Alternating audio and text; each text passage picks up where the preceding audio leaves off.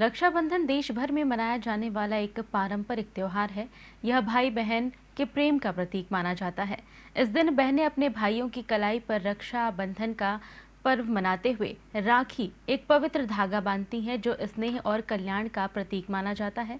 वहीं इस बार राखी को लेकर कुछ असमंजस बना हुआ है, जिस पर हमारे साथ चर्चा के लिए हमारे साथ जुड़ चुके हैं हमारे संवाददाता अभिषेक मिश्रा।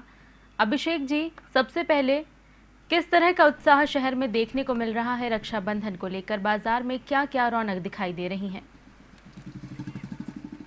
देखिए, ये कहना गलत नहीं होगा कि भारतीय अर्थव्यवस्था में तीज त्यौहार और पर्वों का अपना एक खास महत्व है।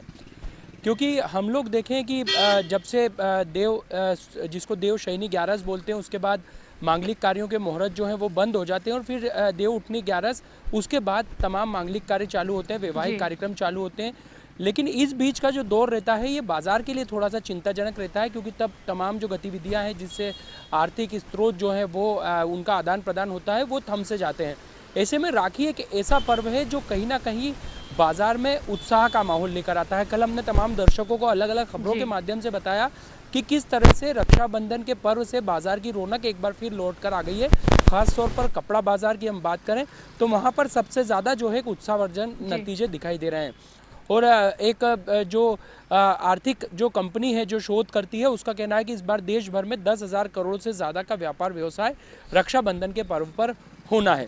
लेकिन देखिए, इन सब माहौल के बीच क्योंकि हिंदू सनातन धर्म में जो भी पर्व मनाए जाते हैं वो तारीख की बजाय तिथियों से मनाए जाते हैं, और तिथियों के आधार पर ही मुहूर्त तय होते हैं। चूँकि हर पूर्णिमा पर हम लोग देखें कि भद्रा का साया होता है, और भद्रा के दौरान चूँकि पूर्णिमा पर ही राखी होती है, राखी नहीं मनाई जाती है, यानी बहनें अपने भाई को रक्षा सूत्र भद्रा काल में नहीं बांधते हैं। तो कब तक पूर्णिमा के दौरान भद्रा काल रहेगा, कब लोग रक्षाबंधन का पर्व मना सकते हैं, और वो कौन से शुभ समय है जिसमें बहनों द्वारा भाइयों की कलाई पर रक्षा सूत्र बांधे जाए, वो हम चर्चा करते हैं। हमारे साथ मौजूद हैं धर्म के जानकार पंडित कान्हा जोशी जी, हम उनसे चर्चा करते हैं। पंडित जी, सबसे पहले तो ये बताइए कि रक्षाबंधन के पर्व चूँकि पूर्णिमा पर आता है, भद्रा लगभग हर पूर्णिमा पर होती है, आखिर क्या वजह है कि भद्रा के दौरान रक्षाबंधन का पर्व मनाने पर या किसी भी तरह के शुभ कार्यों को वर्जित माना जाता है? जय श्री कृष्ण। जैसा हमें शब्द से समझ में आ रहा है कि पंचांग 5 अंगों से मिलकर के जो बनता है उसे पंचांग कहा जाता है। वार, तिथि, नक्षत्र, योग और करण, इन प्रकार की 5 चीज़ों से मिलकर के पंचांग की गणना एक दिन की होती है।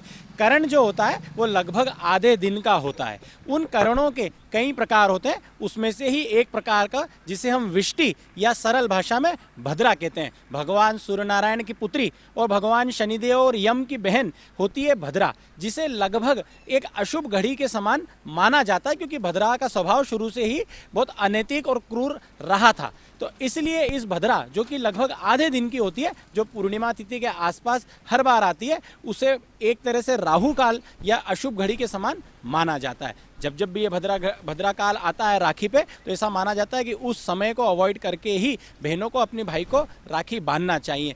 चूँकि अनुमान देखा जाता है कि कभी कभी राखी पे ये रात्रि में होती है, कभी संध्या काल में होती है, तो सुबह बहुत सरल तरीके से राखी का त्यौहार बन जाता है, क्योंकि राखी का त्यौहार सुबह का माना जाता है।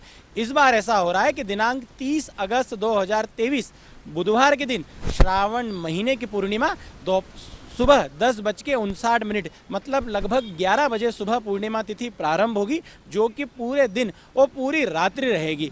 उसी के ठीक साथ 11 बजे से ही भद्रा का साया व भद्रा प्रारंभ हो जाएगी, जो कि रात्रि में 9 बजे तक रहेगी। इसलिए इतने लंबे समय को भद्रा के साया को छोड़ करके रात को 9 बजे के बाद रक्षाबंधन का पर्व और राखी बांधने का पर्व अगर सभी लोग मनाएंगे तो इसे बहुत शुभ माना जाएगा।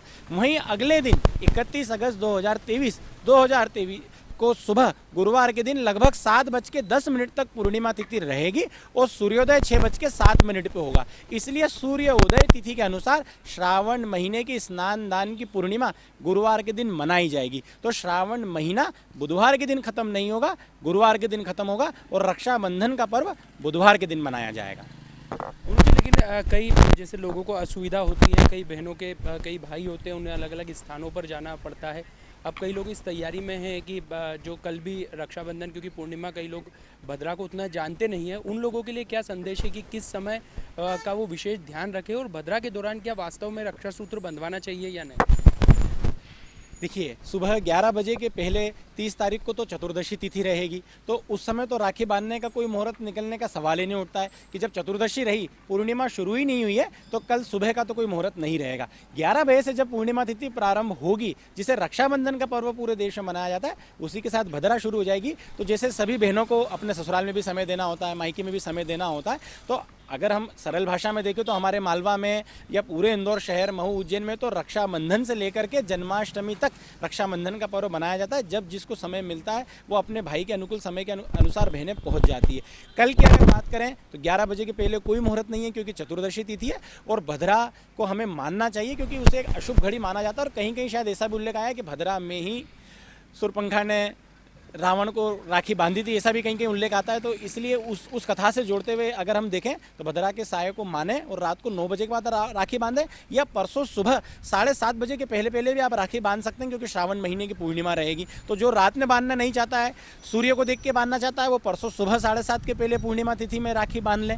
तो 2 मुहूर्त बहुत श्रेष्ठ माने जा रहे हैं। गुरुजी, एक महत्वपूर्ण बात ये भी है कि कई परिवारों में रक्षाबंधन पर्व की शुरुआत जो होती है वो अपने देवी देवताओं, इष्ट आराध्य को राखी बांधने के साथ की जाती है, तो उसके लिए सबसे सर्वश्रेष्ठ मुहूर्त कौन सा हो? बिल्कुल, कहीं कहीं जगह जहाँ पे इस पूरे साल में जहाँ पे गमी हुई है, वहाँ ऐसा माना जाता है कि होली के त्यौहार के एक दिन पहले वहाँ पे शोक का रंग डलता है, और जहाँ जहाँ भी गमी हुई है वहाँ पे ऐसा माना जाता है कि एक दिन पहले जो है शोक की राखी बांधी जाती है या पूर्वजों को राखी बांधी जाती है। तो ये सब एक दिन पहले हर व्यक्ति को करना चाहिए। वहीं खासकर ऐसा माना जाता है कि राजा दशरथ ने अपने शब्दभेदी बाण से श्रवण कुमार की हत्या करी थी और उनके माता पिता ने उन्हें श्राप दिया था। ये कथा से हम सभी इसको जानते हैं। तो उसको प्रायश्चित करने के लिए, अपने श्रवण कुमार की हत्या के अपराध के प्रायश्चित के लिए भगवान राजा दशरथ ने श्रवण कुमार का पूजन श्रावणी पूर्णिमा के दिन शुरू किया था।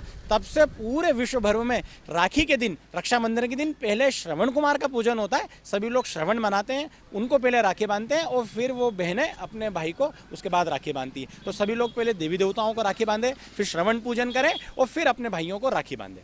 मुझे एक ये सवाल थोड़ा सा अलग सवाल हो सकता है, लेकिन मुझे लगता है कि इस पर भी चर्चा बहुत ज़्यादा ज़रूरी है। हम देख रहे हैं कि आधुनिक दौर में बदलती हुई दुनिया में कई चीज़ें प्रभावित हुई है और उससे जो तीज त्यौहार हैं वो भी बच नहीं पाए हैं।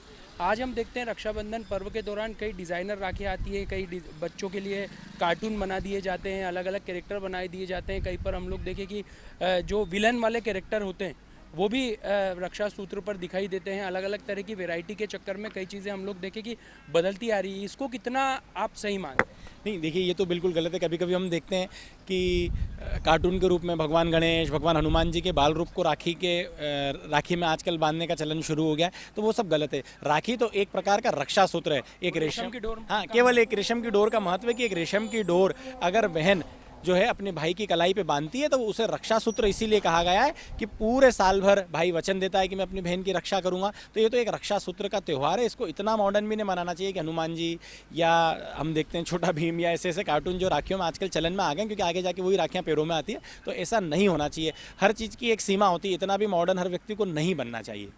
गुरुजी, एक अंतिम सवाल के तौर पर आप किस तरीके से शुभकामनाएं प्रेषित करना चाहेंगे, और फिर एक बार मैं चाहूँगा कि आप लोगों को क्या एक निवेदन करना चाहेंगे, आग्रह करना चाहेंगे कि मुहूर्त का कितना ज़्यादा ध्यान दिया जाए? देखिए, सतत पिछले 2 माह से हम देख रहे हैं कि 19 वर्षों के बाद ऐसा हुआ है।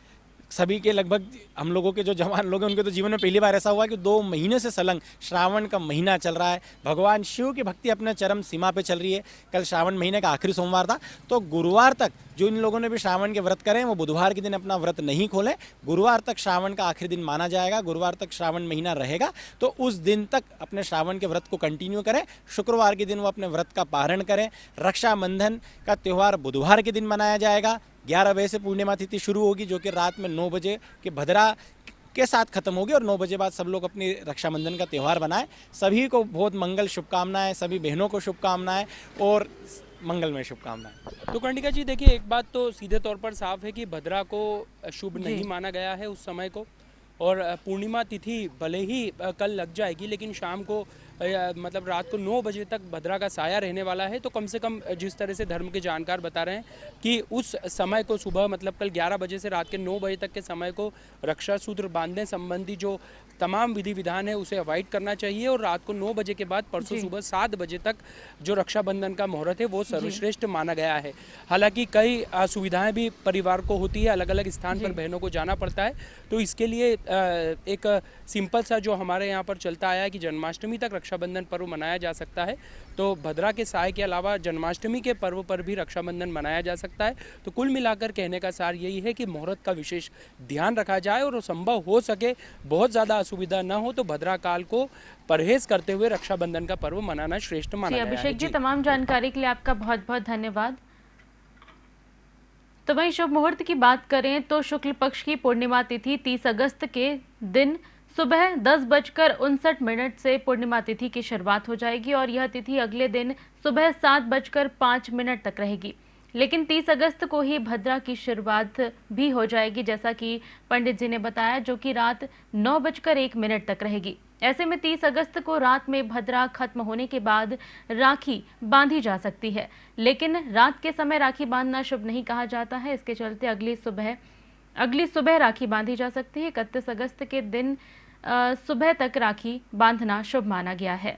वक्त है एक छोटे से ब्रेक का, जल्द हाजिर होंगे। देखते रहिए डिजियाना न्यूज़।